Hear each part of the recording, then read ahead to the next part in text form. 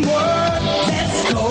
Let's go, Mets. We're gonna make it this time. We're gonna take it home. Let's go.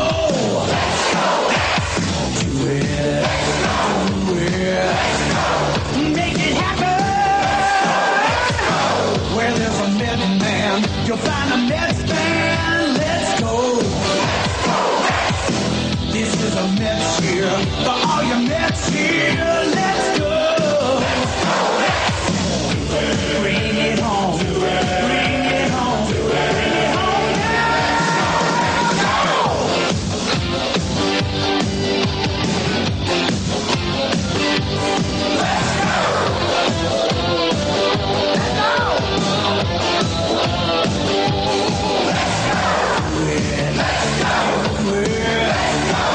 Make it happen. There's no stopping us now. We're gonna do it again. It's not a question of how. It's just a matter. It's just a matter. It's just a matter of Hello again, everybody. Joe Piscopo, Shea Stadium. The big story. Mets 86. Exciting, thrilling, awesome. Let's take a look.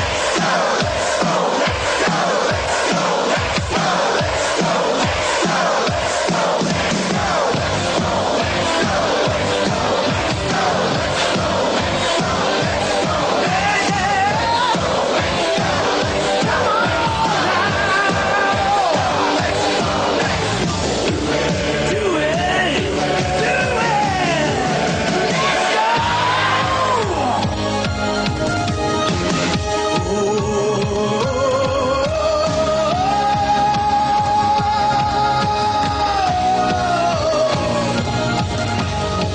We got the teamwork to make the dream work. We got the teamwork to make the dream work. We got the teamwork to make the dream work. Ooh, we got the teamwork to make the dream work. We're gonna make it this time. We're gonna take it home.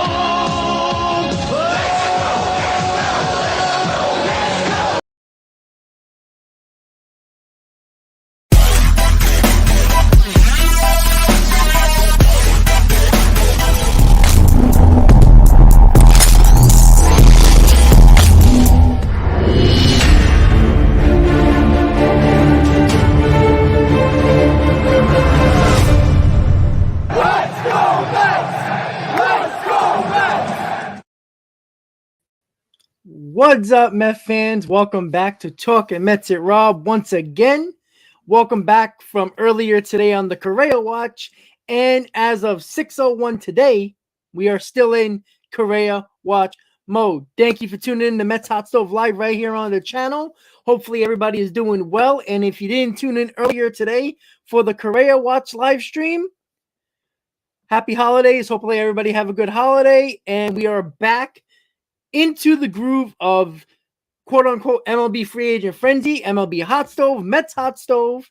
And the middle of last week, Met fans were extremely excited because of the $315 million 12-year deal that the Mets and Correa appeared to agree upon until a few days ago when the news came out that there was concerns about the Carlos Correa medicals that was also a concern for the San Francisco Giants, and now it's in the Mets court now where they have concerns as well. But the difference when it comes to the Mets and the San Francisco Giants, the New York Mets have been in continued contact with Boras and Correa regarding the renegotiation of the contract. Again, we don't know if the years and the money is going to be different. There's not have been any indications that there is a difference of salary in regards to years and contract total in numbers. We just know that there's probably some type of language that is going to be involved in this contract.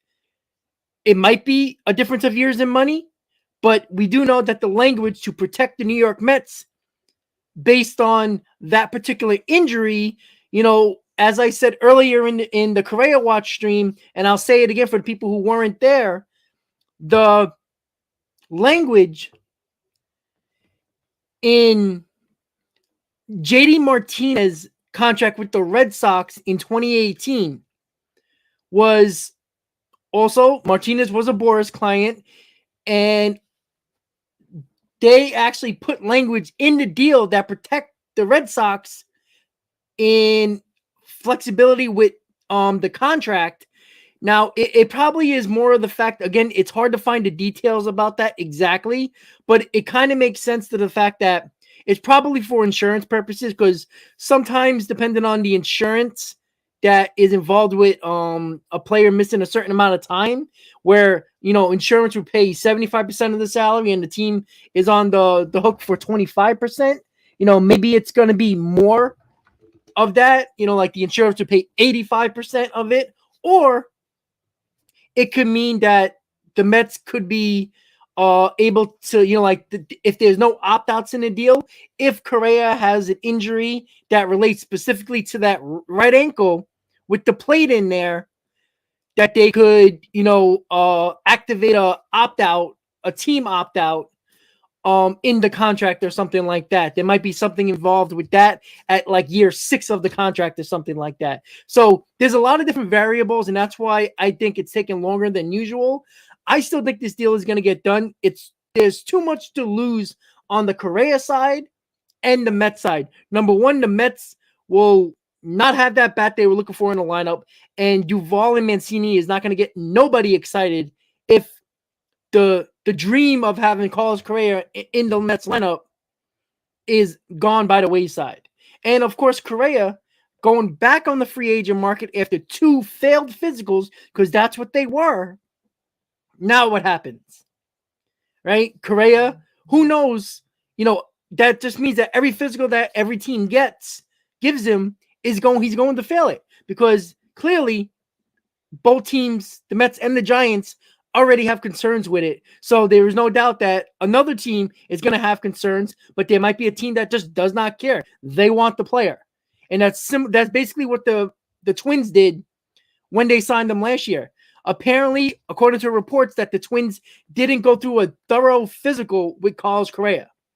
Sometimes teams just get excited for the player that they don't even bother going through the full repertoire of the physical. Again, that might have been stupid on some part, but you know what? The Twins got a very good year out of Correa, and they probably don't regret it. It wasn't a long-term deal, so maybe they weren't that worried about it. So we'll see what happens with that. Once again, guys, the topics are on the corner of the screen, and if you're just tuning in, don't forget to please hit on that like button. Again, this stream is probably not going to last too long, probably about an hour, just like the last couple of hot stoves over the last week or so. Once again, it's 6 o'clock at night. If anything really goes down, it's probably going to happen a couple hours later into the night. Who knows? But this is more of the fact of where we can maybe still try to find get in any information that can give us clarity with this whole situation, because I don't know about you guys, but it's driving me nuts. It's annoying refreshing Twitter, constantly checking social media for anything. Even the unverified accounts on Twitter, people are getting excited about or upset about based on unverified accounts, right? So, that's where we are at this point, and it's frustrating as a Mets fan, because it would be nice to know that you either have them or don't, because all this is doing is pausing what else the Mets can do in regards to another arm in the bullpen. We talked about Chafin. That is also a possibility. And again, you don't want to wait too long and let this Correa situation continue to prolong for a couple of more days, because Mancini and Duvall is still out there. And if this deal breaks down and the Mets don't sign Correa, they got to pivot to one of those guys. They can't lose those guys as well. You can't have these guys get other teams. Correa you lose out on, and now you're stuck in the middle And now you're going to be figuring out what you have to do and probably in a trade to get a bat in this lineup because you can't go back with the same lineup without the protection behind Pete Alonso. It is not going to work. Again, as much as I talk about other teams and keep on going with the same lineup and going over with the same possibilities of the lineup and you getting the same results. Well, if you don't make changes to a lineup that clearly failed last year in the biggest moments, don't expect different results in the following year with the same lineup. Because at the moment, yeah, you can critique it a little bit if you really want to use Alvarez at DH and still keep Escobar at third if you don't get Correa. And yeah, Beatty can platoon with Canner in left field, but there's no guarantee that that's going to make it better. We just don't know. And it's too much of a risky if factor for a team that wants to contend in 2023. I'm so sick of having multiple positions that we have no idea what's going to happen. Again, you go into that year every year, but I want to have a solid foundation where I know, all right, I'm going in this. This is a battle, and that's it, basically. And I that's why I think this deal, no matter if you believe it's risky or not, and I think most of us, yeah, it's risky. But you know what? Every deal, especially long-term deal, is risky, right? Any guy can step onto the field, throw the first pitch, round the first base, and tear up their arm or tear up their leg. And it could have been the player that is the most healthiest in their career. Anytime they step foot between the lines, anything can happen. And that's it. So, again, Carlos Correa, with that injury in 2014, where he had a plate put into his ankle, in his right ankle or right foot, lower leg, he's never had an issue with that landed him on the IL or the DL at the time, whatever you want to call it. So it's not that much of a concern when a player who's played 8 years in his career, or at least 7, and he's never went on the IL for that specific injury. I mean, to me, that means that's a good sign. Now, it doesn't matter. It doesn't mean that it can't happen. Yes, last year he slid into second base, and the contact that he had with the second baseman that was covering the bag basically had a direct hit on that plate that he has in his right lower leg. And if you have a metal plate next to bone, it's going to rattle you. It's going to sting. It's going to vibrate. And of course, it's going to be uncomfortable and there's some discomfort there. But yes, they took him out of the game, that specific game, but the next day he was back on the field. He didn't miss any time because of it. So if I'm the Mets, I'm willing to take that risk because I said this over and over again in the Correa watch stream. If the deal is restructured and instead of the 315-12, the Mets give him, I don't know, 8 for $240. If you get 5 years out of the 8 years of Correa type of performances, where you expect the numbers that Correa puts up for 5 out of the 8 years, it's a win because there is no long-term contract that is going probably past year 6 or even 7 that is going to be beneficial for the team. You know, yeah, they might have a couple of moments here and there, but Judge is not going to be the same player. Turner, Bogarts, Lindor, Correa. It's just not going to happen. So if you're expecting guys to put up numbers when they were 30 years old compared to when they're 38 years old, you're mistaken. And if you expect that and you think that can happen, and then you get mad at the fact that it's not happening, then you're just not really understanding when it comes to age and baseball players. Age always catches up to professional athletes, and especially baseball players when reaction time is very important. Hand-eye coordination, all that is important. And you know what? That 98 miles an hour fastball you could easily catch up to at 29 years old is a little bit harder at the age of 36. And that happens to everybody. And it's important to realize that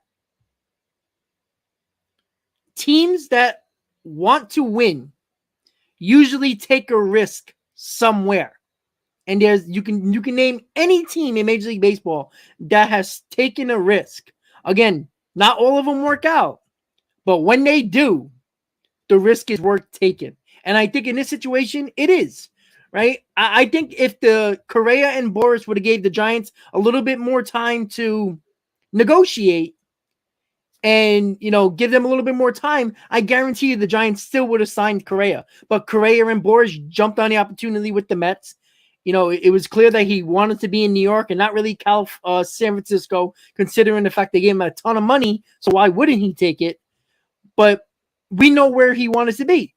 And it just comes back to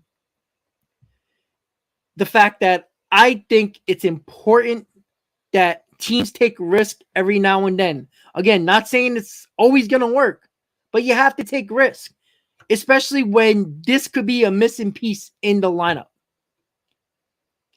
And I think that's, again, I would rather take the risk with Correa on a long-term deal than signing a Mancini and Duvall for a one-year deal. Yes, of course, for a lot less money. But how much production are we going to get out of them? And if we get basically nothing out of them, you wasted a chance to get an all-star compared to a couple of has-beens. And I don't think... Now, again, we were talking about Duvall and Mancini and Drury prior to Correa backing out, or the Giants backing out on the Correa deal, because we thought that was just not an option. So, of course, you have to go to plan C at that point, which are the guys that are like the third tier of free agents. And I think that's the thing that you have to look at with the Mets. And that's where we are if this Correa deal does not pan out. And yes, I will be disappointed if it's not Correa, but we were talking about these guys that are still on the market in Duvall and Mancini. That is a possibility. It sucks, but you just have to move on. You just can't dwell on a situation. It's not like the Mets are not a good team without Correa. Of course they are. But even Steve Cohen said it. Correa puts this team over the top. There's a difference with a guy who is a clutch performer. He's a leader, and he brings that confidence. And I even think he brings that next level to Lindor as well. Because I think overall, I think a lot of people can agree that Correa is better than Lindor. I mean, you look at his stats, Lindor has been more of a 3-hitter most of his career, and Correa has been at the top of the order, around sometimes leadoff, sometimes second. So the numbers aren't really showing what Correa actually is as a player, since Lindor has been more in the spots of lineups where run production is more likely, because there's more people on base for a guy like Lindor than it is Correa that bats earlier in the lineup than Lindor. But I do think Correa is the better player. And I think that's going to put Lindor... I think Correa takes a lot of pressure off Alonso, off Lindor, because Correa dealt with the cheating scandal, right? With Houston. Every time the spotlight was big, it seemed like he came through in the playoffs for the Astros. I think I looked at it that Correa has 14 home runs in the postseason. That's pretty damn good. I mean, that's clutch. And you know what? When things went downhill with the Astros with the cheating scandal, the guy that was the face of that in front of the cameras and reporters was Carlos Correa. He was the one that backed up his guys, even though he knew they were guilty. He still backed them up. He supported them in front of the cameras, was basically getting vilified because he was backing up his guys. And just because he lied about it, and lied about it to the media just to protect his boys and his teammates, that goes a long way in the clubhouse as well. So I think it's really important that you can't just look at what Correa brings to the table with the stats. It's the leadership. It's the confidence. It's the championship mentality that, let's be honest, guys, not a lot of guys in this team had championship experience or playoff experience. We had guys that, we had our core guys that never been in the playoffs before. Like, that experience brings a bit of confidence. And a guy like Correa, who wants to be in the spotlight and has no problem taking on that spotlight and taking on the pressure, takes the pressure off of the big boys like Lindor and Alonso, among Nimmo and McNeil, guys like that. And you don't have to rely on Mark Canha, because if you remember last year, guys, if it wasn't Lindor and Alonso driving in those runs, the Mets were grasping at somebody else to be that run producer. And when you got your 6 through 9, that was an absolute dumpster fire. You're not going to get those big time performances and go into that next level if you don't have a deeper lineup. And the Mets, remember, guys, we talked about this all year. Catcher, DH, and third base. You basically got nothing offensively all year except when Escobar came alive in September. And you know what? At that point, it was too little too late, because in September, everybody fell down in the lineup.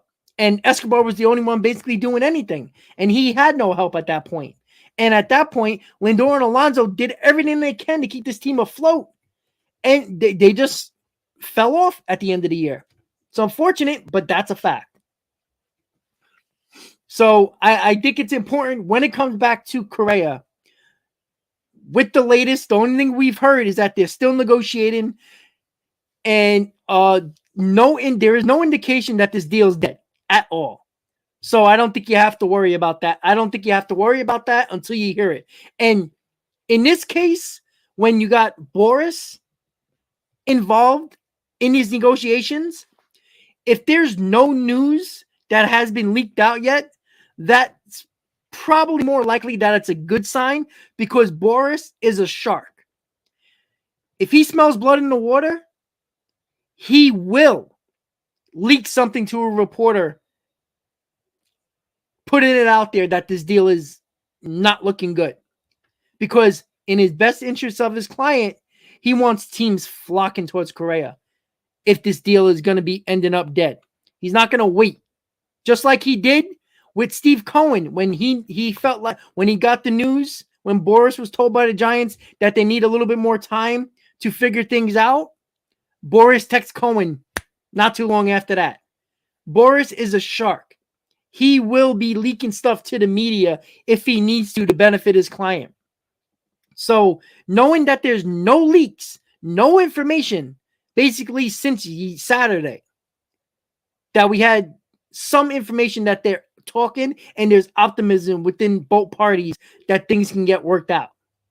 So no doubt, if there was news about anything, negative or positive, or mostly negative, if there was anything negative coming out of this right now and there was some indications that this deal is not going to happen, Boris would have been out there either putting it out there himself with reporters or sneaking it over to a reporter. And one thing in common that Boris and Cohen have, they have direct links to John Heyman.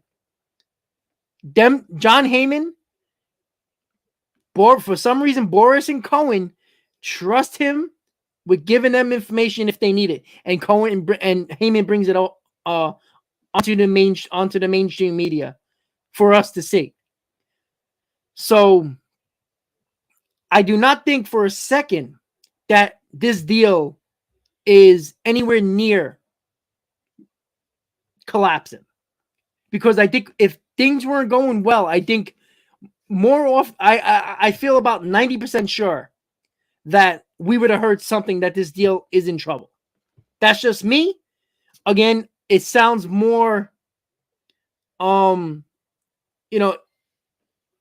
there's a lot of emotion, a lot of nervousness, because it's a big difference from having Correa in your hands for a couple of days, and now you have Mancini or Duvall, and it's like, ooh, it's a punch in the gut. And there's no doubt about it, even though not saying Duvall and Mancini can't help this team, but they're nowhere near Correa.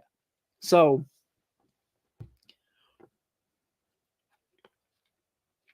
Stoney, I'm not sure what you mean with the why is Boris sticking around? Well, he's the agent, right? He's the guy negotiating. He's the big boy on campus, right? And that's what he's there for. Correa's home with his wife and kid, chilling for the holidays while Boris is doing the dirty work. That's what you pay those guys for. So,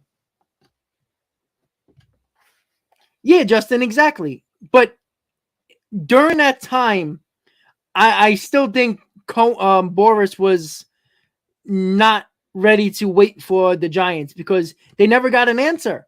The day of the press conference, they never got an answer. And that's when Boris texts Cohen.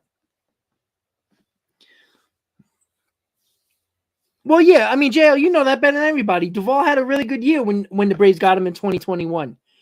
Provided that power. I mean, he wasn't as good as Rosario and Soler, but he was pretty good. But you got to remember, if you look at Duvall's career, right? One time of his career, he had 30 home runs. The rest of it, he barely hit. He mostly hit under 20. So, again, Duvall's a big hit or miss, guys. And this is a guy that I don't think can just be sitting on the bench and you throw him out there and say, hey, hit a home run for us in the seventh inning in a low-scoring game or in a close game, right? Yeah, he can hit one over the fence because he's basically he's a hit or miss, a power or nothing. So, all right, let's see what else is going on in the world. Let's see. And again, MLB Scoop says, we know this is like a stupid account saying that the Angels and Mariners have also checked in on Carlos Correa. Again, there's no reason why teams shouldn't check up on the Carlos Correa situation because there's been no news. Even the teams have no idea that are not the Mets. You know what I'm saying? They have no idea. So, why wouldn't you check in, right? The deal is not official yet, so why wouldn't teams check in, right? It only makes sense.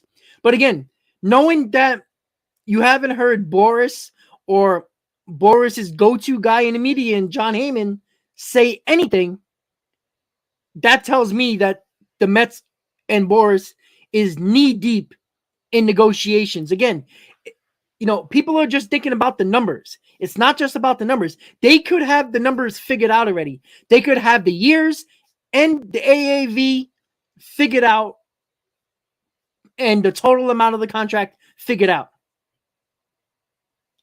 So, and all they have to do is figure out the language in it, which could go very much into detail. And that's going to be the most important thing for the Mets. Again, at the end of the day, the Mets are a business. The Mets are an organization that after Correa, the Mets are still going to be around, right?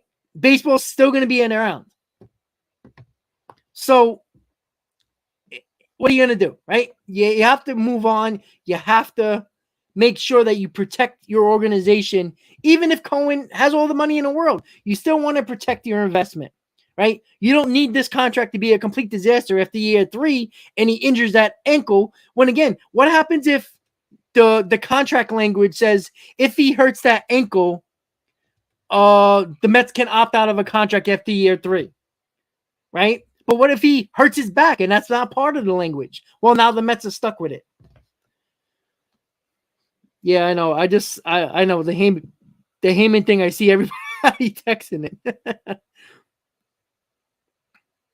Jesus.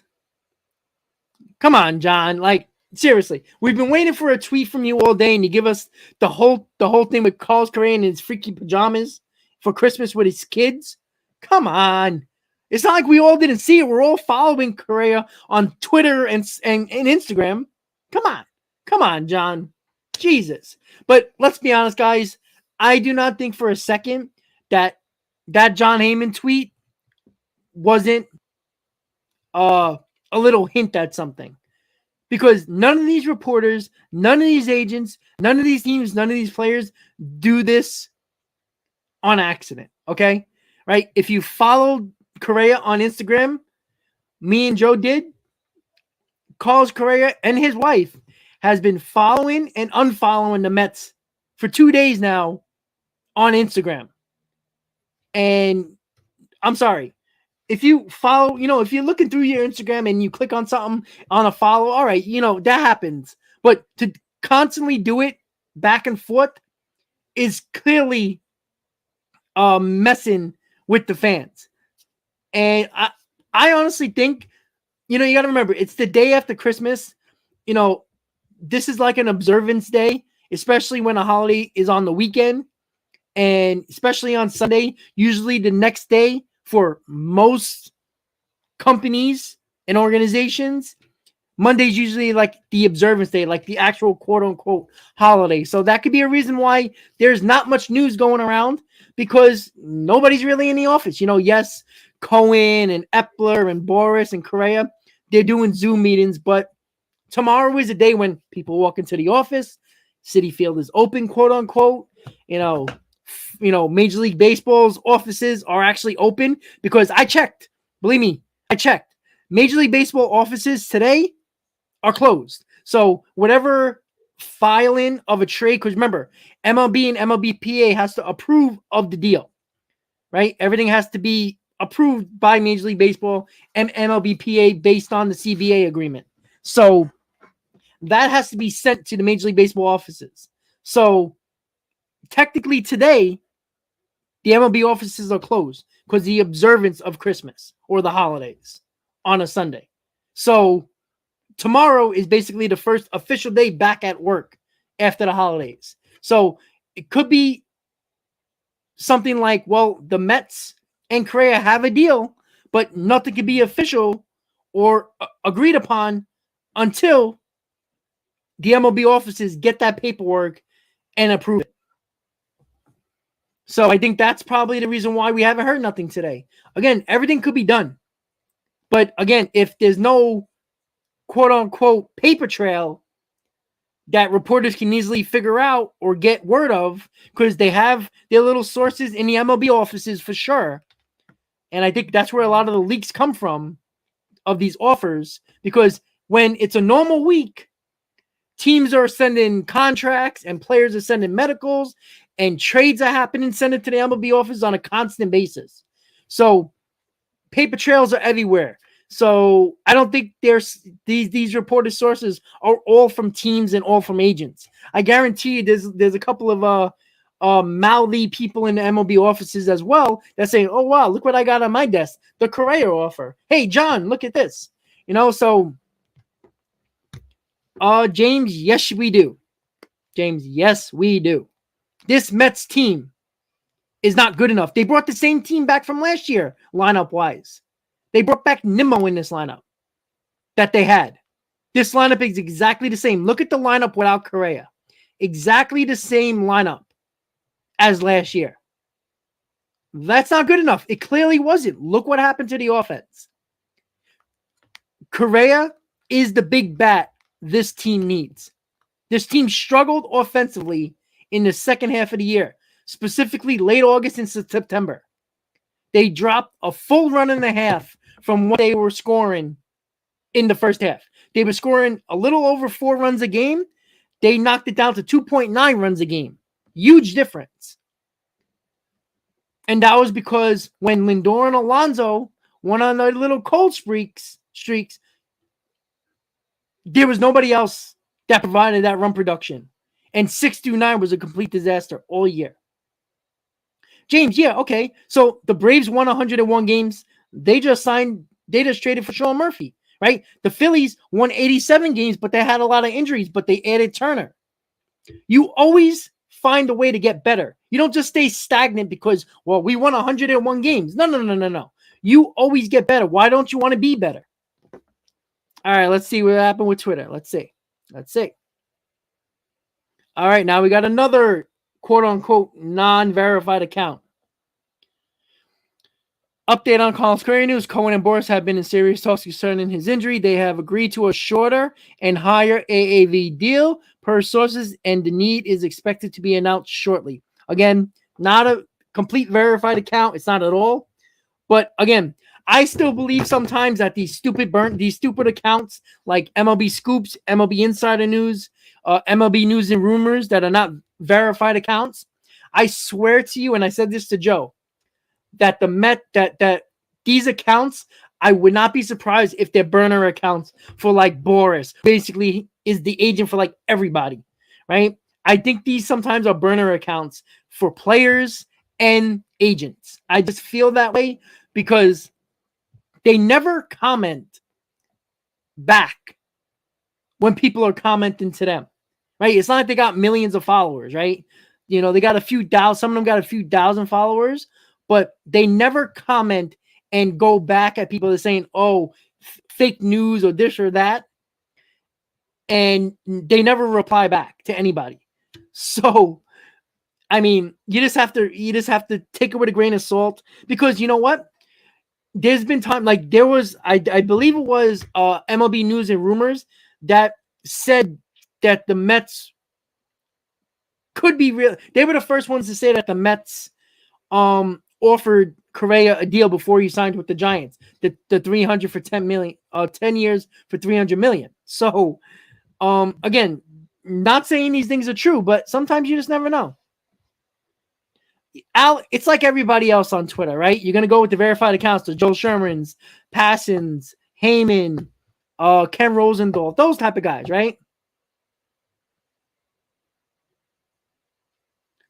How Billy Frank the Tank shouted me out? I don't work with him at all. I mean, I know he's with Barstool. He actually called me out, shouted me out, like in a good way. I don't remember. I didn't even hear that. I mean, that's interesting. If that's true, that's kind of cool. But I'm not a big fan of Frank the Tank, but because I think he's way too negative. You know, when the concerns about the Correa ankle injury popped up with the Mets, you know, he was talking about the Mets are going to go with Vogelback and Ruff, and they're going to be the Wilpons over again. So, I mean.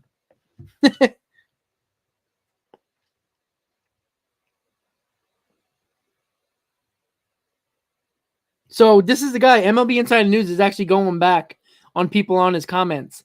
Like people like, you got 8 followers, bro. Doesn't change how my sources are very reliable. Oh, this is great. Well, Billy, I don't know if that's true that Frank the Tank actually shot me out. But that's kind of cool if he did.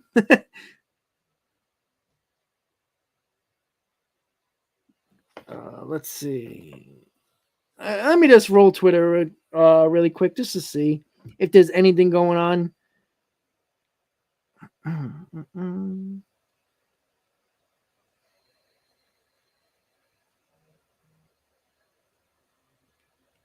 There you go, Roman. Hot Billy, I don't know if that's true, if that's my go-to, if that's his go-to. I mean, that's kind of funny if it is. That would be actually kind of cool. Well, Frank the Tank, if you're watching, hello. Like, but that would be cool. But I mean, if that's true, that's awesome. But yeah, I mean, guys, again, I don't look.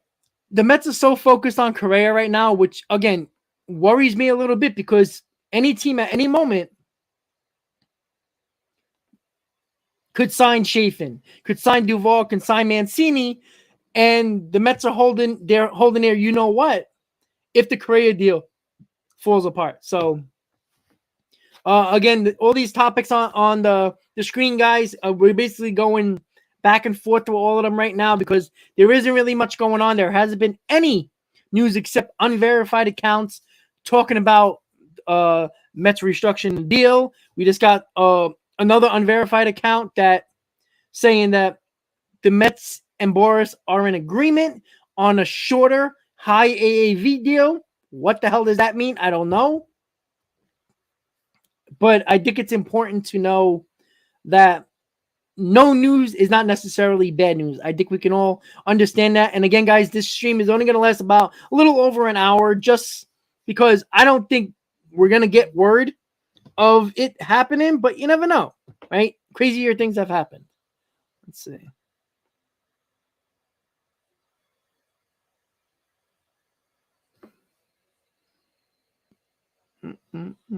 Sorry, guys. Just looking at. Okay. So,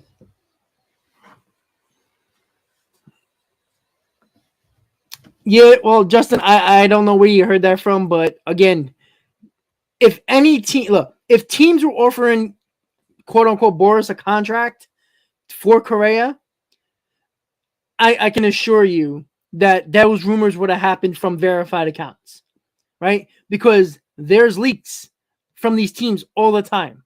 What we haven't seen was leaks from the Mets side of things at all until deals were basically agreed upon, right? We didn't hear of the Mets offering DeGrom anything until he already signed with the Rangers, and then we found out that the Mets offered him 3 years, 120.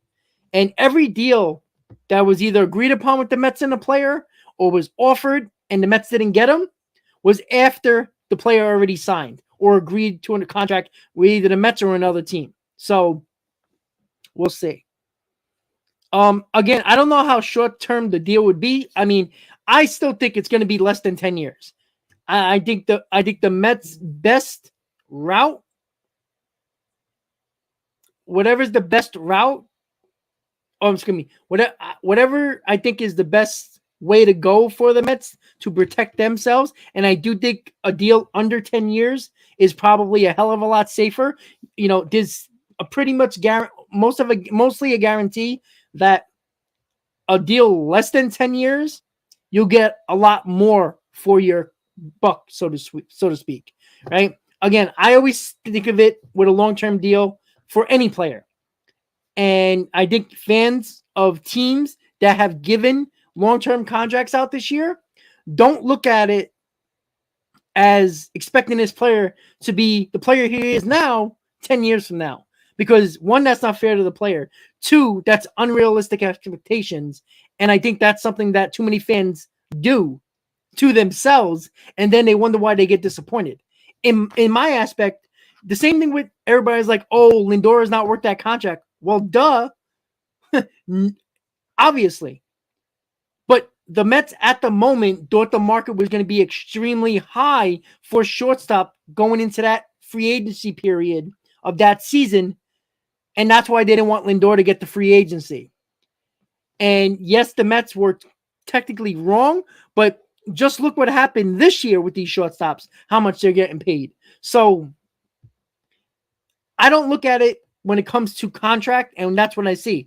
I look at the guy's back of the baseball card and his best years. I expect him to have similar numbers, not exactly the same or better, but around those numbers. And that's what I expect from the player. Again, Lindor is getting paid like a guy that should be hitting 30-plus home runs and knocking in 100 RBIs every year.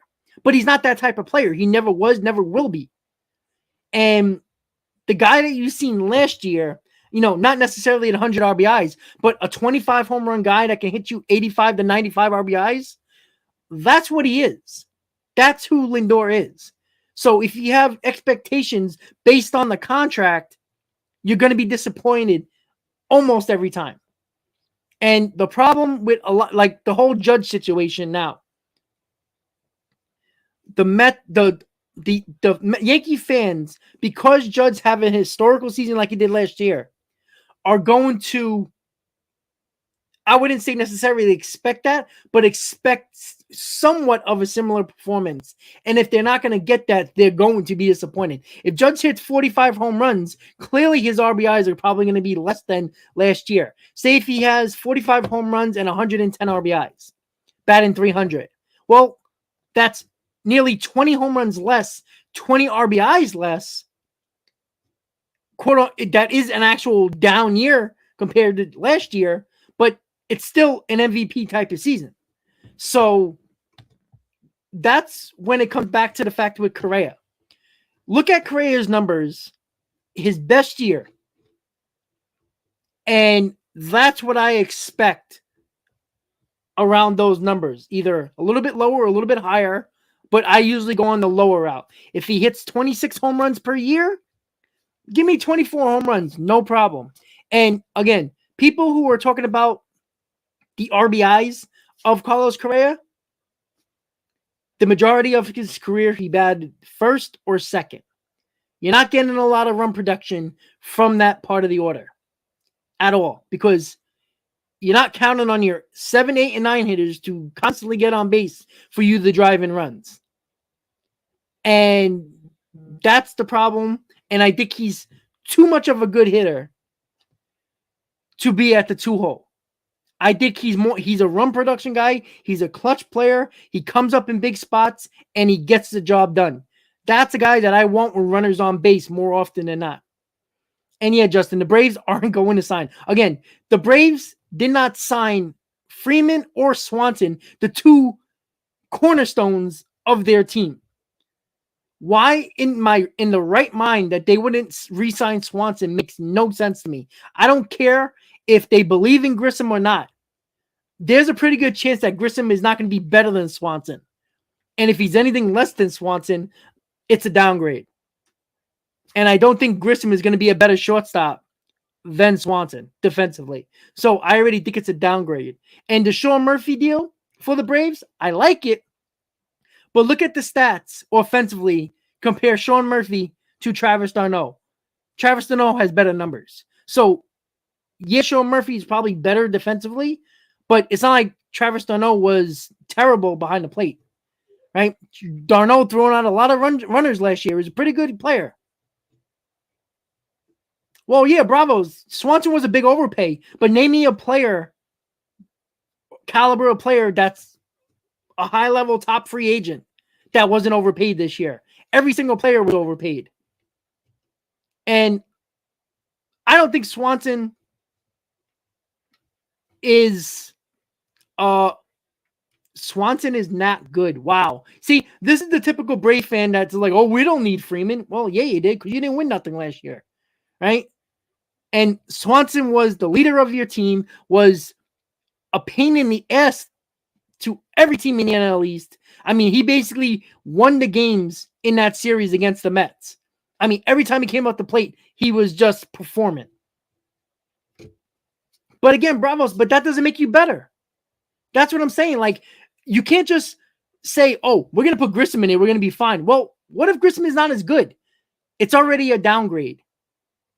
And the Braves really haven't done nothing. Well, yeah, jail, that's fine. But that doesn't mean, he's in his prime of his career right now. There's no guarantee. Don't compare Freeman and Swanson. I'm not comparing them as a whole. I'm comparing them what they meant to the Braves. Like last year. Well, bravos, because the Braves are a cheap organization. They always have been. They do not sign players to big-time deals.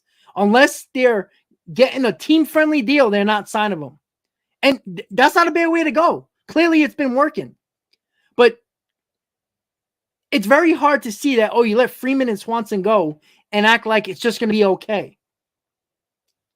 I don't know.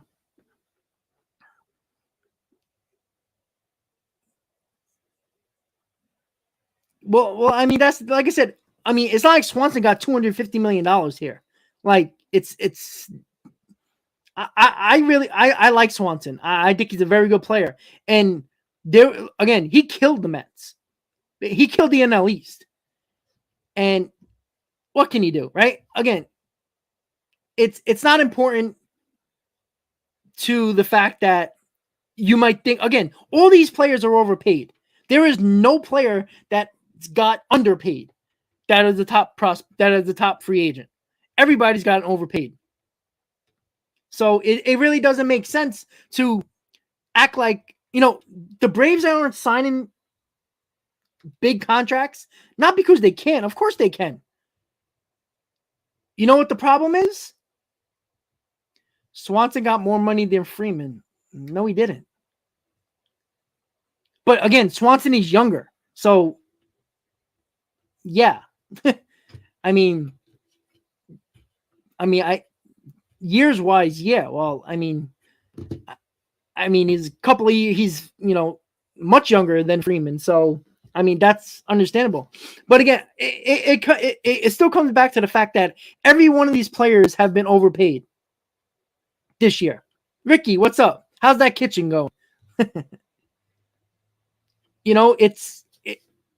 you can't just look at the numbers. We're like, well, he got overpaid. Well, every player in baseball that was a top free agent got overpaid. What are you supposed to do? That's what the market says. That's what you have to do. The Braves are not willing to do that. We don't know if it's going to affect them or not.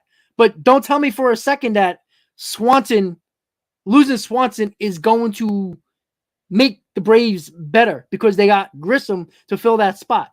There's no guarantee that it's going to be better than Swanson or even at the same level as Swanson. And then now you're relying on Harris to pop into that leadoff spot, talented as hell. But we've seen a lot of players have really good first years. And then when there was a book out on him and teams know how to pitch to him, it's a whole new ballgame. Can Harris adjust and come back on these guys and, adjust to what the pitchers are doing and become a really good player for many, many years to Ken? Absolutely. Harris is a very talented player. But you know what? Sooner or later, it's probably going to burn the Braves in the ass. It's going to burn them sooner or later because it's not always going to work out.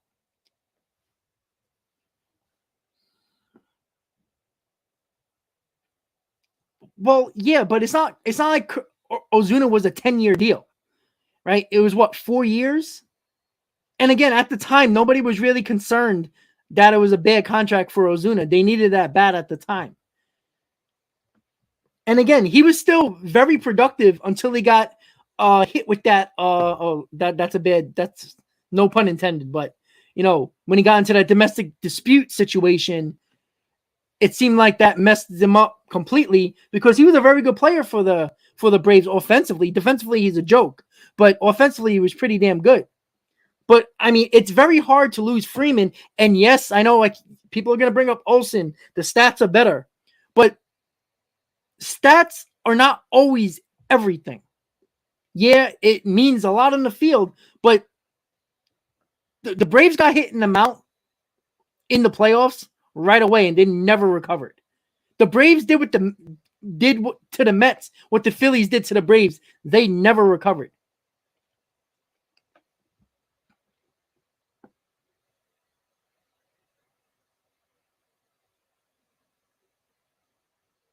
Well, JL, I don't necessarily agree with that.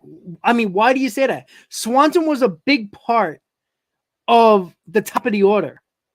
And in 2 off seasons, you lost your number 3 hitter or cleanup hitter, depending on what you would do with Riley and Freeman, and your leadoff hitter.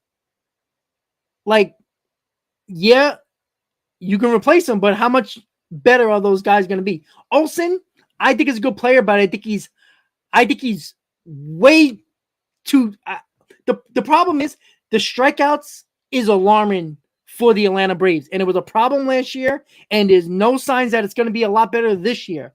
Sean Murphy is more of a contact guy, which should help, but you added at least another 150 strikeouts to that lineup when you got rid of Freeman and added Olsen, and that's obvious. Olsen's a good player, but he strikes out a ton. And there was a moment in early part of September when he couldn't hit a beach ball. And you know what? He hits 50 points less, probably 60 points less than Freddie Freeman. That's a big difference. Yeah, but JL, you got Sean Murphy for defense. But it's not like d'Arnaud was terrible behind the plate. So now Sean Murphy is going to be a starter. He's basically offensively very similar in stats. d'Arnaud was a little bit better offensively. That's going to hurt. Yeah, Bravos, because of the fact that, look, we all believe, I think we all agree, right? Most of us are National League fans. The Braves are not better without Freeman. Sorry. You won a World Series with Freeman. All right? You're not. That's a stupid comment. It really is. Because I can assure you could have used Freeman in that Philly series, no? You see, when it comes, I think we can all agree. Let me go back to that. We can all agree.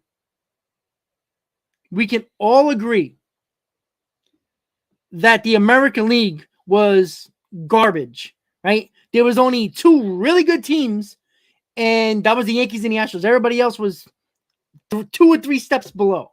I think we can all agree about that, right? And when you face a lot of bad teams and a lot of bad pitching, which a lot of American League hitters did, and at the time Olsen did, why do you think his strikeouts were a lot less in Oakland? Because there was teams he was facing that had worse pitching. All the pitchings in the National League, the majority of it, the good, really good pitching. Olsen came to a league and a division that strikes out a ton of batters. And Olsen came here and struck out a ton. And it's not just Olsen. The entire lineup is a strikeout machine. Ton of strikeouts. I mean, there was a point where I think the Braves are top 5 in the league in strikeouts. And it was obvious because look at the Braves' record against good teams. We went over this during the season, guys, and it's a fact. You didn't like it, but it was a fact. When the Braves faced good pitching and good teams, they were barely under 500 until the last part of the season. They had trouble with good teams and good pitching, and it showed up in the playoffs. Even though the Phillies scored a tremendous amount of runs, the Braves couldn't hit, and they struck out a ton. Again, I love how the Brave fans are laughing at Swanson like he wasn't a good player for you guys. I mean, you guys are insane sometimes. Yeah, the Dodgers heat up and then they choke every year, just like they always do. You know, a pandemic year, it's like, come on. Well, yeah, James, the Dodgers actually own the Padres and the Padres beat their ass. It's the way it goes. Well, look, Riley's a beast. I think Riley's going to be that mainstay that I don't think anybody can get that guy out. That guy's so good. I don't trust Acuna one bit. I think Acuna lost a lot with that knee injury, and I think he's more hurt than he's probably leading on, to be honest with you. Albies was a big loss for the Braves. There's no doubt about that. Definitely was a big loss. I think Albies is one of my favorite players. I don't care if he's a Brave or not. You know, that's just the truth. Albies is one of my favorite players. He's a pain in the ass. He's a pesky player. Very good defensively.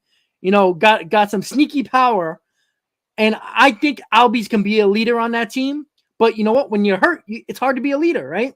He got hurt both times, and it was unfortunate how he got hurt both times.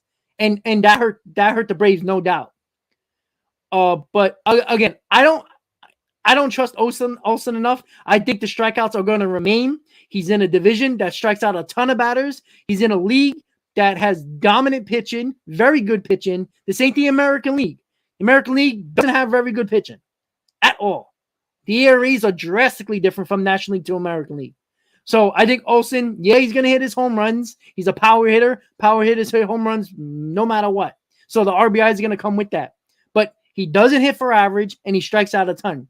That's a big deal when you lose two guys like in Swanson, who's a 275 hitter, and Freeman, who's the over 300 hitter. And you replace them with guys. Grissom, you don't really know yet, right? He could be great, but he also can be not what everybody might expect. And Olsen's hit 50 points less. Sometimes you actually need to put the bat on the ball, because when the Braves don't hit home runs, they did not win. That's a fact throughout the entire season last year. And it hurt them when it counted in the playoffs. And they beat up on the bad teams, just like the Mets and just like everybody else. But the difference was the Mets had a very much better record against teams over 500 than the Braves did. And because the Mets were more of a contact hitting team, which being a more of a contact hitting team actually hurt them in situations when the Braves actually hit home runs, it hurt the Mets when they played each other. You know, when the Mets won ball games against the Braves weren't hitting home runs in those games. You saw it in the 3-game series at the end of the year. The Braves hit home runs. That's how they win, and they're not a team to put runs up without hitting home runs. They can, but it's the majority of hitting home runs.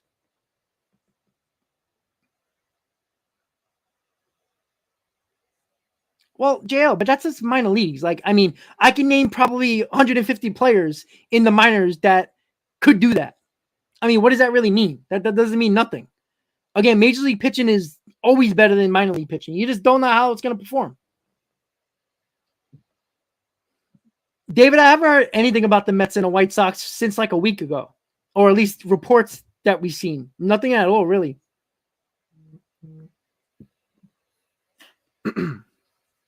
Yeah, I agree, James. The Mets did choke. I mean, I'm not. It's not like I didn't say that. I've been saying that every live stream that we talked about it. Indeed, that's 100%. Look, this division is going to be a gauntlet.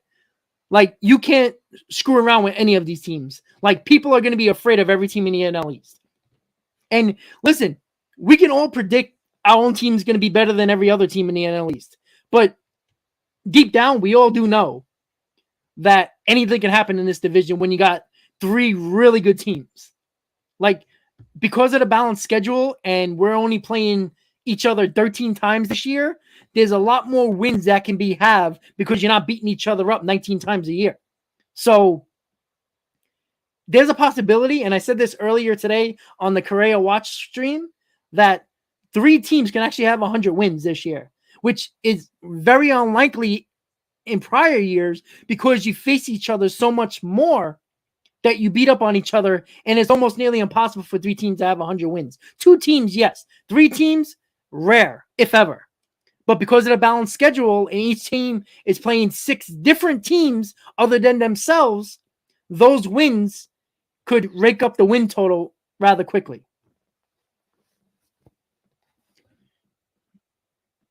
Well, JL, I agree with you with that. And that's something that we always agree with, JL, right? You're Braves fans. I know that. But we agreed a lot in that situation, right? It came back to JL, we talked about this. You know, Philly fans got a little deranged when they're like, oh, we're the best team. We always were the best team in the NL East. Well, no, you weren't. You got hot at the right time. Your offense clicked at the right time, and you pitched better than you pitched all year. Your bullpen actually realized that they played baseball and not cricket, and they started to pitch better. But that doesn't mean you're a better team. You got hot at the right time, right? The Nationals were never the best team in 2019. Brave fans can admit this. The 2021 Braves were never the best team. They got hot at the right time. And guys that you least expected, your MVP of the World Series, Jorge Soler, and Eddie Rosario, who was a big part of you winning that World Series, nobody expected that when you had Albies and Freeman and Riley and Swanson. And that was without Acuna. So, you know, I don't think it matters anymore if the Braves have 103 wins, the Mets have 100 wins, and the Phillies have 98 wins. Does that really mean that the Braves have the upper hand in the division? They win, and that means they're going to win a World Series? No. If they don't get hot at the right time, they're going to end up like every other poor soul that doesn't win the World Series, that is going to go home unhappy without a trophy.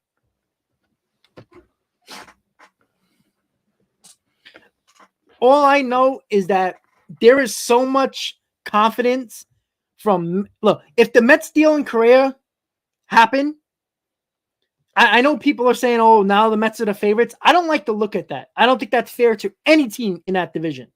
I don't care what the teams did, right? As soon as the Phillies signed Turner, the Phillies are the team to beat. Well, why? They still have no bullpen. I don't like any of the starters that they have in their rotation other than Wheeler. Nola is a hit or miss. He'll have a gem and then he'll have 3 bad starts. Walker in that ballpark is going to give up a ton of home runs than he did with the Mets. So I don't think I think Walker was more ideal for the Mets than the Phillies, because even though Walker pitched very well last year for the Mets, he gives up a lot of home runs. And in that bandbox, those 1-in-track balls that got caught at the 1-in-track are 4 or 5 rows deep at Citizens Bank. It's a big difference. So I think the lack of bullpen that the Phillies do need, if they don't do that much and they're going with what they have, I think that's a problem. You know, JL, I hope the Braves don't do that. You know, the problem with the Braves at this point is that you got to really watch Spencer Strider's innings, because he clearly broke down at the end of the year. I mean, he got great stuff, but you can't blow out his arm. And, you know, I don't really think that the Braves bullpen is necessarily very, very good. That, Iglesias is probably going to be a closer. I mean, I'd hope so. I mean, I know you guys were clamoring for that. Last year with Jensen as your guy, as a closer, and they never seem to put Iglesias there, which I don't understand. But, I mean, I would hope they would put Iglesias as their closer. I mean, that only makes sense. If they don't do that, somebody should get fired. Like, that guy is dominant as hell. I mean, he was into the game. He was Mariano-esque. Like, no doubt about that. So, I mean, the bullpen's good, but I don't know. Like I said, I do think the Mets bullpen improved because they got more solid arms that are trustworthy. Again, I think we all can agree that year by year the bullpens are a crapshoot.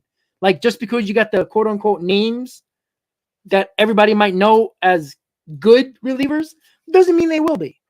And I think that's fair to say. And until you actually see this bullpen in action, or any bullpen in action, you don't know, right? There's a pretty good chance that Edwin Diaz is not going to have another year like he had last year. He might be still really good, but he was great last year, dominant, like impossible to hit. He blown a save or two early on in the year, and he was just untouchable ever since. I think I can guarantee you Met fans are going to be expecting that Edwin Diaz, and they're going to get disappointed. Not saying he's not going to be great. He might be really damn good. But to expect him to be as dominant as he was last year is not fair to him. And it's not fair to anybody that believes that, because it's just, I mean, there's no closer that can be Mariano Rivera year after year after year. It's just not happening. I wish that would happen with Diaz. If he's as dominant as he was last year, well, the Mets are going to have a really good year, clearly.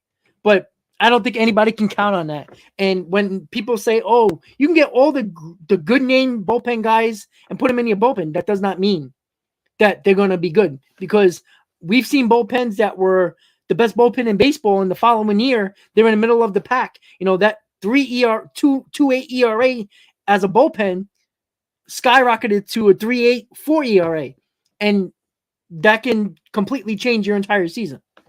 Late in the games, if your guys aren't as good as they were last year, well, those couple of wins that you might have won late in the game could be losses now.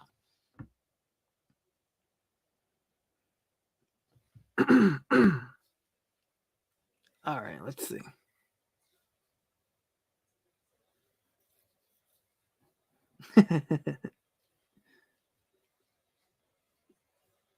James Maxu. Sorry. I don't know. Did I miss something? Well, yeah, the Mets starters are a little old, but that old guy just won the Cy Young. So, again, it's not like Verlander had injuries other than his arm over the last couple of years. This guy made start after start after start. You know what? Arms blow out, right? Tommy John is like a cold nowadays. They reattach the UCL, take that ligament out of your leg, put it in your elbow, attach it, and it's stronger than ever. As long as you properly heal it, which Verlander did. He had basically almost a year and a half of rehabbing it and getting healthy. And Verlander is basically a healthy pitcher with basically a new arm. Verlander even said it. He even said last year his arm felt like a 20-year-old arm, like a young arm. And you know what? He's got a new ligament in there. It probably feels pretty good. And look, I'm not expecting Verlander to be Cy Young Verlander. Remember, he was in an American League that wasn't very good either. So I'm not one of those stupid, naive Met fans that think Verlander is going to pitch to an under 2 ERA. I'm not thinking that. But if he pitches to a 2.8 ERA, that's a pretty damn good year, and he's going to be your number 2. So if you give me a ERA under 3, that's a pretty damn good year. And give me 30 starts, I have no problem with that at all. Now, Scherzer's a different story. He had the oblique injury, which is weird because he never had an injury like that. So I don't really think that Scherzer could remain healthy. I don't know. But here's the difference of last year compared to this year, right? All indications are, with the names the Mets have in a bullpen, that the bullpen should be more solid. right? You got more guys, you got more depth than the Mets had last year. The Mets were going with 3 guys, other than two guys, basically 2 guys, other than Diaz that they trusted. Everybody else was terrible or not trusted. So you had to push your rotation. You had to pitch Scherzer a little longer than probably you wanted to in certain games. When this year, early on, there is no reason, if you got a 4-run lead in the 6th inning going into the 7th, there's no reason why you should keep Scherzer or Verlander in the game. Take them out, bring your bullpen out there. Save those guys' innings for later in the season. Because when you need them to go 7 or 8 innings, you have those extra bullets in their arm. And I think that's important. Dom, how you doing? Yeah, James, that's fine. But Max in his career has been pretty damn good, right? He's okay. I'm not worried about these guys. Look, guys that are Hall of Fame caliber pitchers, I don't have a problem with them in the playoffs. Yeah, the numbers might show for, like, Verlander struggled mostly in the postseason, but definitely in a World Series. You know what? They got good enough stuff where if their stuff is on, they're probably not going to be touched. And you know what? You could say that about many pitchers, right? A-Rod was one of the worst postseason performers for a long time. And in 2009, he was one of their best players. And that goes for a lot of players. Well, James, that's not true. He had no heart. He had a dead arm. What are you supposed to do? You can't predict that. You know what I'm saying? Like, you can't. You know what? How about Max Fried? He's younger. He's a dumpster fire in the postseason. Ian Anderson and Charlie Morton was the big reason why in 2021 the Braves won the World Series. It wasn't because of Max Fried, who is the ace of the staff, so he has no art. No, there's some guys that either perform or don't perform, but it doesn't mean they don't have great stuff. Again, if once that clicks in the postseason, they're going to be good. And exactly, James, Kershaw in the right. But guess what? Even though it was the pandemic year, guess what? Kershaw finally pitched well. And guess what? The Dodgers won the World Series. That's not a coincidence, right? Kershaw was a joke in the postseason. Best pitcher in baseball. Almost every year earlier in his career. But Kershaw couldn't get it done in the postseason. It doesn't make sense when a Hall of Fame pitcher can't do anything in the postseason. But guess what? All they need is that one moment that clicks. One moment that clicks. And the stuff is there. And everything just comes together. Just because you're a Hall of Famer doesn't mean that there ain't a mental block, because I can assure you that guys like Kershaw and Verlander that know their numbers are not good at certain moments of the postseason or / World Series, that sticks in their mind. I don't care how good you are. If your head's not in it, your head's going to be thinking about it. Until that happens and it clicks, like in Verlander, right? The last start that he had in the World Series, he finally pitched good and got that win in the World Series. Don't think that doesn't make a difference, because you get that one moment that might change your mentality. Like, oh man, I still don't have a win in a World Series game. That can get to the best of them, but he got that win. No matter how you got it, he pitched well in that last game that he pitched with the Astros in the World Series. It comes down to the fact that it needs to be that one moment, right? The same thing with A-Rod. A-Rod was an embarrassment in the postseason. And then that one year in 2009, he was their best player in the playoffs. And guess what? When your best player performs in the playoffs, there's a pretty good chance your team's going to go a long way, and the Yankees won the World Series. Same thing Jesus, I just thought of it. The Phillies this year, right? They started to hit and they got their confidence, right? They were a big strikeout team just like the Braves. But you know what? Harper took his terrible postseasons, and all of a sudden, this guy's putting his team on his back. Harper was a beast in the postseason. I mean, every time he was at bat, it seemed like he hit a home run in big spots, right? I mean, you can't predict it. That's why the postseason's so great. Not everybody, like I see in the chat, not everybody can be Bumgarner. Not everybody can be Mariano Rivera, right? Andy Pettitte wasn't always the best pitcher in the regular season, but when he got to the postseason, best pitcher in the postseason. You know what I'm saying? And, even with Orlando Hernandez, El Duque was pretty good in the regular season, but in the postseason, excellent. There's certain players that step up in the biggest moments, and some never do. But when you got players that are all-time greats that struggle in the postseason year after year after year, they need that one moment to get over that hump.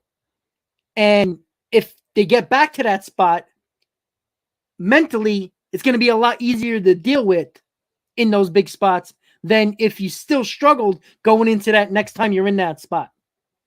And I think that's important to realize. And don't think for a second that that doesn't mean something to Verlander. A Hall of Fame career, and I guarantee you Verlander is going to say that World Series win meant a lot to him because he knows he struggled in the World Series. These guys know this. These guys are guys that are routine. They want their routine again and again and again, right? When things don't go their way, especially Hall of Famers, great players, when you're always good, you're always great, everything's happening for you, everything you do turns to gold. And then them moments when they don't go your way, you start questioning your ability and your career and what's going, like, what the hell? This, I'm great. Why can't I do this? Why can't I get this win? Why can't I hit this home run? Why am I hitting $130 in the playoffs? When I'm batting 300 in the season, right? Like, look at Aaron Judge. The guy hit 62 home runs, a tremendous amount of RBIs, batted well over 300, nearly won the Triple Crown. Yeah, he had a couple of home runs, but other than that, he batted like 130. How can that be predicted? But you know what? There might be a time in Aaron Judge's career when he's in the same exact spot, same exact situation, and that big home run, that big RBI changes everything. Just like it did for A-Rod, just like it did for Verlander. Like, it's not a shock that the reason why the teams lose is because one of the teams that you count on the most doesn't perform. And then when they do, it looks like it turns into a championship. Like, that's not a coincidence.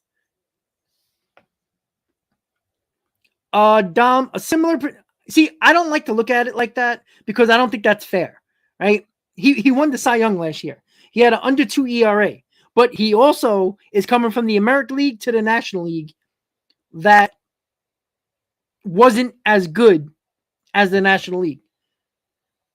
The American League had a lot of bad teams. Most of these teams didn't have good offenses. And in the National League, it seems like almost a lot more teams in the American League have offenses that can do some damage, right? You can talk about 3 teams in the NL East. It looks like the Cardinals are going to be a lot better. Who knows with the Brewers and the Cubs? So you got the Cardinals, you got the Padres and the Dodgers. So that's what 6-7 teams right there. So there's there's a lot of more teams that hit a lot more home runs and put the bat on the ball as well. So I'm not looking at Verlander and saying, all right, I need him to have under 2 ERA. If he does, great. I mean, you can't ask for more. But if he, like I said, if he has a 2.8 ERA and still pitches 30 games, how can I not like that? I mean, that's pretty damn good, considering the fact that he changed leagues. He's in a better league, and I should expect a full run ERA higher. Like, I don't think it's fair to think that he should have a 2.2 ERA. I mean, Scherzer did. But was Scherzer have like a 2.3 ERA before he went? I mean, Scherzer would have been a Cy Young contender. I don't think anybody was going to beat out Contra out, but Scherzer would have been in the top 3 in the voting for sure for the Cy Young if he didn't get hurt. That's how good he was when he was healthy. Like Scherzer might have had 2 bad games all year. And one of them came in a big spot in Atlanta, but for the majority of the year, he pitched well. Yeah, JL, I don't trust the Padres, even though I know they beat the Mets and they got to the NLCS. I still don't trust them. But, you have to look at that roster, and it's like, Jesus. Star after star after star. Machado's probably going to opt out. So damn well he's going to have a big year, right? Soto, I think, is going to have a bounce back year. That's only going to make the Padres better. They did lose Profar, who actually was a very good player in the playoffs for them last year. So I don't think they're going to re-sign him. So that could be a loss. I know they didn't, you just don't know, right? You can never predict injuries. Their rotation, I think, is still a little questionable, to be honest with you. I don't think Musgrove is as good as he pitched in the playoffs. Darvish is good, but not great. Snell is another year older, and I don't like Snell at all. So even the Mets that were struggling offensively beat up Blake Snell. So it's hard to just predict something like that. Again, I always like to, like every other content creator that does baseball, like to make the predictions for records and stand-ins, and then do a playoff prediction as well before the season starts. So, I'll do that. But again, it's hard because, I base my stand-ins and my predictions for division winners and wild card teams based on 100% health for everybody. I don't like to look at it like, well, the Mets didn't have Marte in September, so if they do now, I'm just going to give them 3 more wins. I don't think that's right. I like to put everybody on the same neutral playing field. Everybody's healthy. That's the way I'm going to look at it.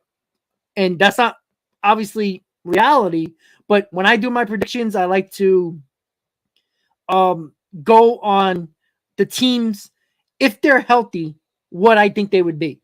Because I think any team that can remain 100% healthy is probably going to be a lot better than certain guys getting hurt. It just is what it is. And you know what? I don't know if I don't really necessarily think the Dodgers got better, right? They did lose Turner. That's got to hurt. I know they're bringing in that young kid. They lost. Justin Turner's gone. I think they're putting they're one of their top prospects at third base. I don't know how. I don't know what the Dodgers are going to be to honest with you. They won a lot of games last year, but they haven't really done nothing this year. And their payroll is finally under 200 million. So I don't know what their what the Dodgers are going to be. The Padres might just slip over into that division lead because the Dodgers really haven't done nothing, and the Padres just keep on at it. So I don't know. It's going to be very interesting when I do my predictions. Like, I don't know what the Dodgers are doing, to be honest with you. Well, that's a lie. I think I know what they're doing, right? They getting this payroll under 200 million, and they're going to reset the luxury tax penalties that they have incurred over the last couple of years. Going under those limits, they're going to make a big play for Shohei Ohtani. If Shohei Ohtani wants to stay in LA, he'll be a Dodger. That's just my opinion. If Ohtani doesn't care where he's going to go, I think he'll be a Met. So I think that's what the Dodgers are setting up for the Devers Ohtani free agency. I do think the Dodgers are going to get one of them. Because why wouldn't you want to try to get Devers? Why wouldn't you try to get Ohtani? There's only a certain amount of teams that can go after those guys that are going to spend big money. And it's clearly what the Dodgers are doing. They're resetting their luxury tax penalties, going under the limit to go after those guys. And I still think it's more likely that the Dodgers get Devers than they get Ohtani. Mike, I'm not going to get nervous with Correa because there's no news. And because Boris is his agent, if there was bad news, you would have known about it already. Because of the fact that Boris is a guy who will leak news about his mother if it benefits his client. Like, seriously. Like, I know it's a joke, but it's true. Like, John Heyman, Boris, has a very good relationship. Cohen has a very good relationship with Heyman as well. There is no doubt in my mind that if there was an indication from Boris that this deal wasn't going to happen with the Mets, I can almost guarantee that there would have been a report leaked by Boris saying the deal is not looking good. The deal looked like it's falling apart, because that's only going to benefit Correa, because teams are going to go after Correa. Even if they have concerns about the medical, they want to grab onto that guy too. Even if they got to work out a different type of deal, they'll probably do it. You don't think the Twins will want Correa back? Of course they would. They probably don't care about the physical. So, excuse me. So I think no news is good news. I think the bad news would have came out a lot quicker than the good news at this point. And again, guys, you got to remember, it's the day after the holiday. The MLB offices is closed today for observances of Christmas and the holidays weekend. So even if the Mets do have a deal with Correa, they can't make it official or even an agreement that is agreed upon by both parties, because Steve Cohen's got to send it to his part of the MLB executive offices, and Correa's got to send his part of his information to the MLB PA offices. So that's got to get worked on, and I guarantee you, I wouldn't be surprised by 9 a.m., 10 a.m. tomorrow, we get some clarification of what the hell's going on. Because nothing can be approved by player and owner, player and a team, until Major League Baseball offices and MLB PA agree to those terms, because it comes down to the collective bargaining agreement that they both have. So when you hear these agreements, when you hear these things get official, it's because it's already been processed by the offices of Major League Baseball and the MLB PA. So what are your thoughts on Rodon signing by the Yankees? I can't say it's a bad signing, right? If Rodon's healthy, he is top 5 in baseball, no doubt. His stuff is that good. He's ace. He has ace type of stuff. But there's a big risk. He's been injured almost every year of his career except for last year. Even the last year with the White Sox, when he had a really good year, he missed some starts because of injury.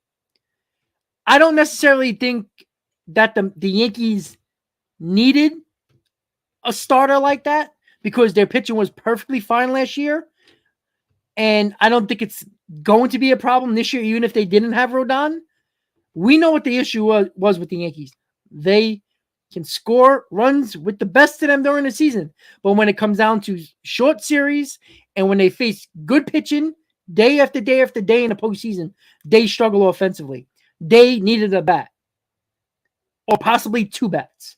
And that's why Cashman is working so hard to make that trade for Brian Reynolds, because that's the extra bat that they probably, that could, I wouldn't say get him over the top, because you don't know how Brian Reynolds is going to perform in New York 1 and 2 in the playoffs that he's never done before.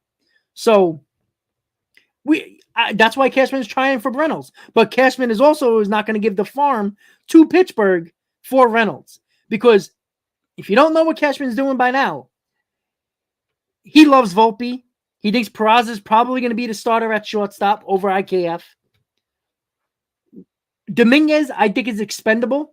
I think Cashman would give up Dominguez, but the Pirates already came out and said they want a couple of pitching prospects that are top-level prospects, like top 5 in teams' farm systems. The Yankees don't have that. They have enough position players, but the Pirates are looking for top-notch pitching prospects. The Yankees don't have that. And if the Yankees were the only team in on Brian Reynolds, I think a deal could have got done some way, somehow. But because there's multiple teams involved in getting Brian Reynolds, I don't think the Yankees are going to have the best package. And I think the Pirates got burned a couple of times by the Yankees already trading with them, prospect-wise. And if I'm any team, there is no way I'm trading with the Yankees because of the prospects. Because Yankee prospects don't turn out very well. It's a fact, right? Aaron Judge is the best of the crop from their prospects over the last, 6-7 years? Nestor Cortez wasn't through the Yankees farm system. They got him off of the scrap heap. So I kind of think that, I know I went to a lot of detail there, but, you can't say Rodon's a bad signing because I think the risk is worth taking. It's just that I don't think necessarily that was what the Yankees needed the most. I think they should have spent that $160,000 on a bat. Well, yeah, Brian, exactly. And that's what I'm saying. Are the Dodgers involved with the Reynolds situation because they do have better prospects? What about the Indians? Maybe the Indians, I think, are number 3 on the list in overall top prospects in all of Major League Baseball. The Orioles are number 1. Would the Orioles make a trade like that? You never know. They can easily move Reynolds to left field, even with Mullins in center.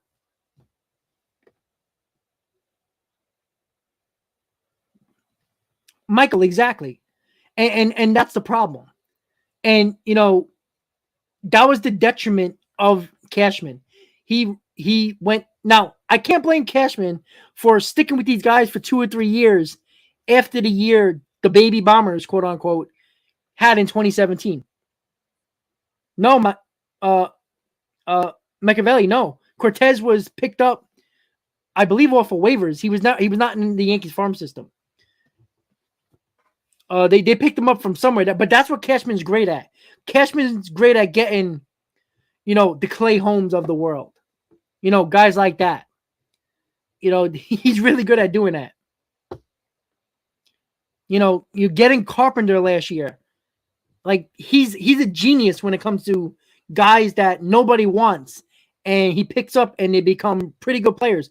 Carpenter got hurt. That's unfortunate. But Clay Holmes was the Yankees closer at the end of the year. Like, nobody predicted that. And that's the other thing when it comes to the Yankees. Where's your bullpen?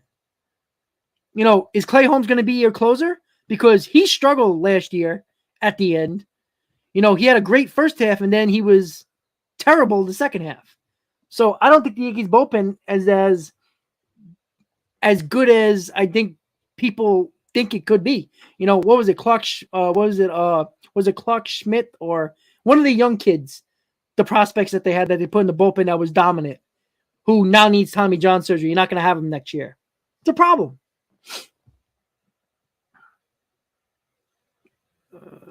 Let's see. All right, guys. So we're going to go through Twitter one more time before we call this night on the stream. It doesn't look like anything's happening, guys. I mean, we haven't heard a peep from anybody, at least verified, that we can actually, tank to the bank on legitimate information. Yeah, I know. Yeah, well, Mendick is is just depth that it has options and can go to the minor leagues. So we're gonna check Twitter one more time, guys. And like I said, guys, the MLB offices is closed. The MLB PA offices is closed today because of observance of the holidays. So I don't think. I mean, I think we all were expecting some news today, clarity with this situation with Correa.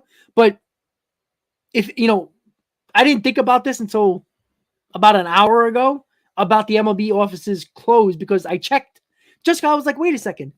All these agreements, all this paperwork, all this quote unquote official can't be official, and they can't.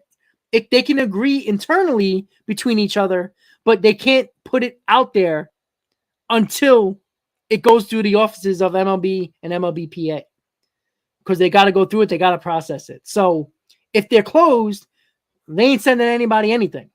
And for all we know, everything that is done with the years, the total money, the language in the contract could be all figured out. But the paperwork can't be processed by those offices until tomorrow, until they officially open. So will we be shocked that at 10 o'clock tomorrow morning, it's official? Yeah, I wouldn't be surprised. So, we'll see.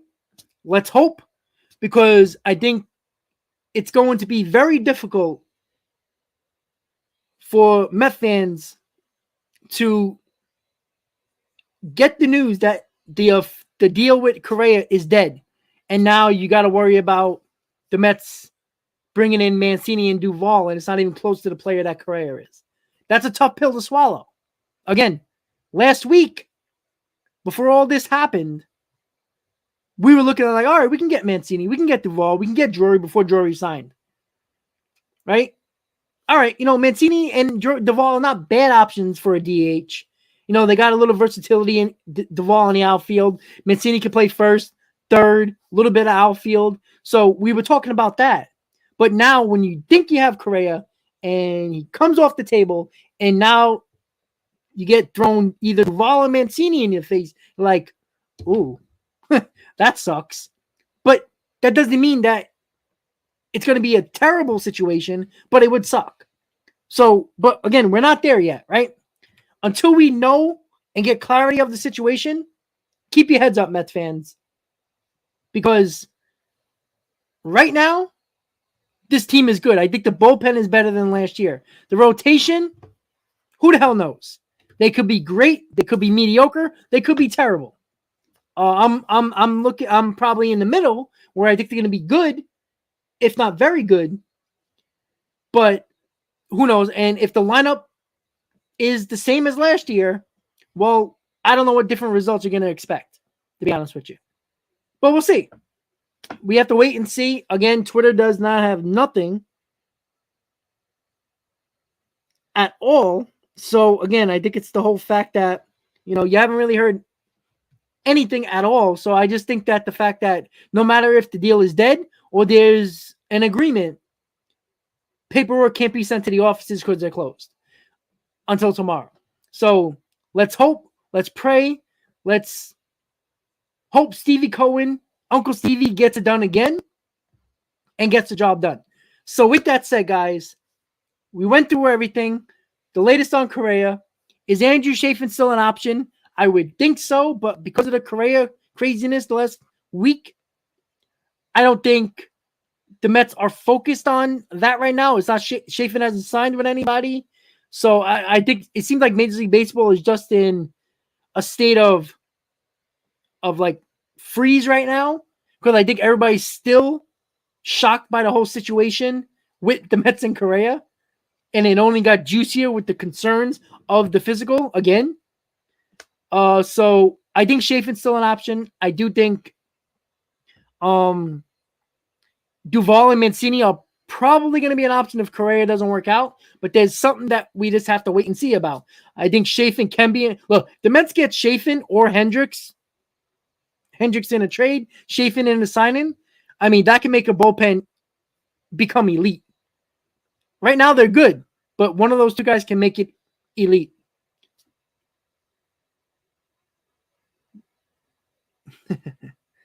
Well, I don't know who when it comes to Bernie Madoff and cryptocurrency, because that's not even close, even remotely related, considering the fact that Madoff was basically taking money and giving it to somebody else, which is called a Ponzi scheme. The cryptocurrency invested in it is not a Ponzi scheme. It's just an investment that gone wrong. All right, so with that said, guys, everybody have a good night. Thank you for tuning in to Mets Hot Stove Live. If you haven't hit on that like button yet, please do. There will be a stream tomorrow. I don't know what time yet. Probably another 10, 11 o'clock situation. Most likely, because I feel like everything is open. I feel like if things are done already, you're going to hear it very early in the morning, right when, quote unquote, everything is open at 9 o'clock, like the offices are open. So we'll see. Again, let's hope for the best. No indication is that there's any bad news. So let's continue to hope for the best. We got Uncle Stevie in the driver's seat, and he's not going to disappoint. So with that said, everybody have a good night. Thank you for tuning in for both streams. Everybody have a good night. As always, let's go Mets. I'll see you tomorrow, guys. Have a good night.